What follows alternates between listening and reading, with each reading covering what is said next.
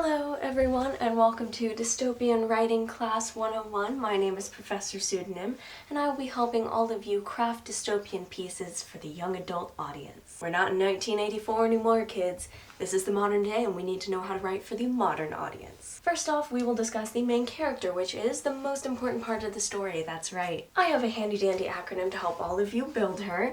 Oh wait, did I say her? Well yeah, I meant it. Our acronym for this one is Outcast. I want to see all of you writing this down. O stands for one friend only, okay? She doesn't need any more than that. U stands for underqualified. But don't worry, you can give her one long training montage of some sort, or just say she has natural abilities. It'll be fine. The chosen one, don't worry, this doesn't require any kind of prophecy. Just make sure a mentor says that they're the only one that could possibly do the job. C stands for clumsy and imperfect. While this is true, also keep in mind that she's the best fighter in all the land. The next is able-bodied, white, and teenage. This is the default, but you should still use it anyway.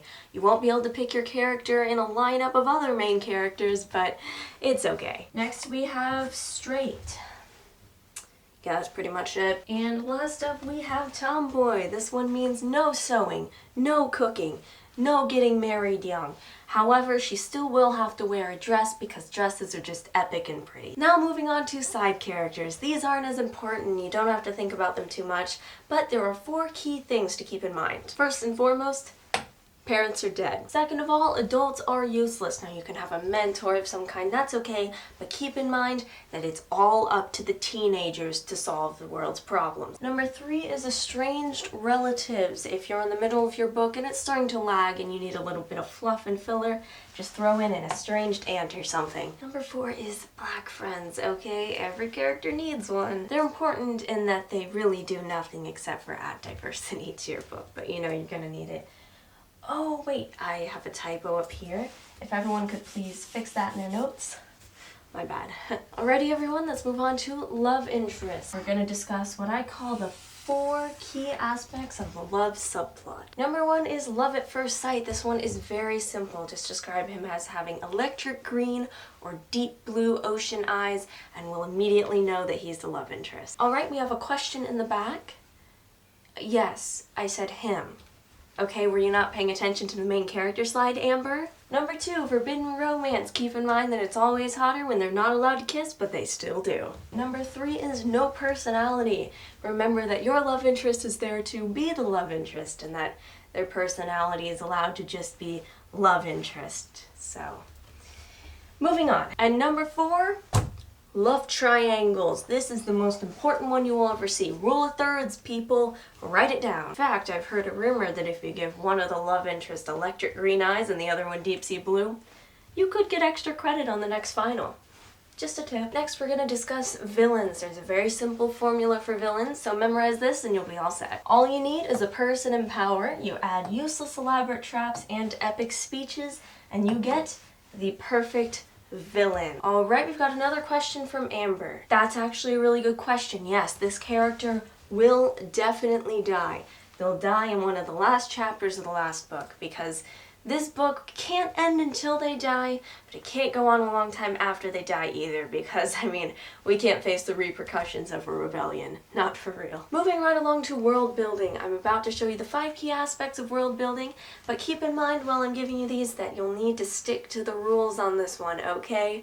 We're not trying to create some, I don't know, Brave New World or anything, alright? And guess what? I made another acronym. I know, right? I love acronyms. Okay, let's go. S stands for super sterile or super filthy. You get to choose, but remember, no matter the scene, there's no in between. And next we got that 3 country rule, going back to the magic number 3. It's easier to digest politics if you have no more than 3 countries, so keep it simple. The next 3 are super simple. We've got unflattering clothes, neutral colors, and gross food rations. Alright, these 3 are key to your story, so write them down, people. Now to discuss the writing itself, I'm about to give you guys the most important tip you will hear all semester. Capital letters. These puppies are your secret weapon, do you understand? Can't think of a super technical term or the name for a government agency. Just think of a simple word and tack a capital letter on it. Okay, people? It's that easy. Now we're going to move past the first book and onto the entire series. This graph I'm about to show you is the most important graph you will ever see. We have the x-axis, which is the number of books in the series, and we have the y-axis, which is reader enjoyment. Of course, measured in dollars. This is the optimal point right here, and this follows at exactly 3 books, everyone. Rule of 3s, you're making a trilogy. That's just the way it works. Number 1 will be almost entirely set up. This one will set up the rest of the trilogy and lead up to some small act of rebellion. The second book is going to be almost entirely made up of filler content. This is because you don't have enough to stretch it to 3 books, but remember, we need to get that equilibrium of 3 books. And book number 3 is Rebellion. That's all. Alright, I think we're almost out of time for today. Looks like we have just long enough to discuss covers. That's right, people, what to put on your covers. And once again, I got a handy dandy acronym, folks. Love acronyms. This one is called Jade Faces. You better write it down. Took a lot of time to think of that. J, of course, stands for jewelry.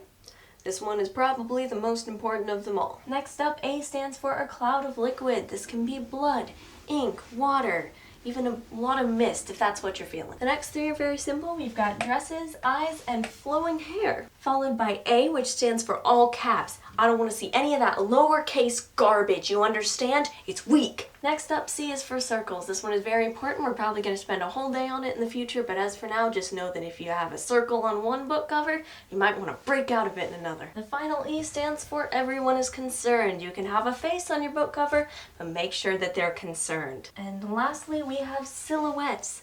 This one is... Did I spell that right? Honestly, who can spell silhouettes? Like, that's... Who made this word? Who thought that this many letters was needed for... And how many books are we going to write? 3 books, that's right. Which means you're going to need to make 3 covers. Well, the first 2 books can be blue or green. You get to pick the order. The third one must always be red. Do you understand me? Write that down. Always red. And with that, class is dismissed. I gotta go check up on my animal farm, make sure they're not up to anything over there. Oh, and don't forget the homework that's due next class, okay? Remember, it's 5 traits that everyone finds beautiful, but that your main character is going to find ugly. Yes, Amber, I'm giving you homework. Oh my god, because that's what I... Hate me all you want, okay? But I'm the giver. It's what I do.